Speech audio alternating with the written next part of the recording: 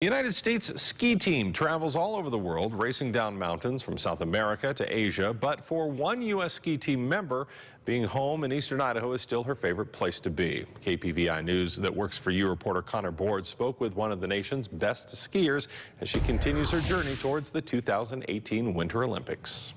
80 miles per hour. Let's go on, going up to 3 in the count. That's how fast World Cup downhill ski racer Breezy Johnson is going when she flies down the mountain. There is 100% of my body working on a common goal of getting around the next gate or, being as aerodynamic as possible or whatever. And she is hoping her high speeds and intense practice will help her this season as she is a contender to compete in the 2018 Olympics in February. One of my major goals is to try to have a World Cup podium this year. I think that would be a big deal, either a World Cup podium or potentially a podium at the Olympics. But her journey to Pyeongchang started back when she was 3 years old, skiing down her driveway in her hometown of Victor, Idaho, and eventually spending her childhood skiing at Jackson Hole Mountain Resort. I think that a lot of the amazing ski hills that are around have really affected my skiing. So, I always love being in the mountains. Everyone here is super into the mountains. At the young age of 21, Breezy has been on the U.S. ski team for 4 years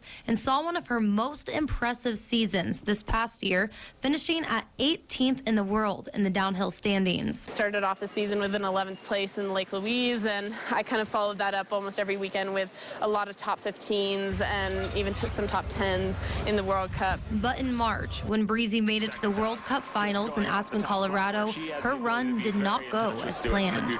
As you look at some of the women's downhill, oh, she's into the splits and over the front, and an ugly fall for Breezy Johnson. I caught an edge, and pretty quickly I was in the full middle splits, and then I kind of did a cartwheel out of that because there's no good way to get out of the splits at 80 miles an hour, and I fractured my tibial plateau, but considering the crash and everything, I was actually very lucky. After a few months of recovery, Breezy is good as new and is ready to walk in the steps of one of her role models, Tommy Moe, who was a Jackson Hole native in 1994 gold medal Olympic ski racer. I remember watching Breezy when she was like my daughter's age, 8 years old, and I was always watching her and Racy Stiegler, and they eventually made the U.S. ski team, and it's just the next generation that hopefully they can go represent our country at the Olympics. And although Breezy says the Olympics is on every racer's mind, this small town girl is just taking it one step at a time. I can't get too wound up in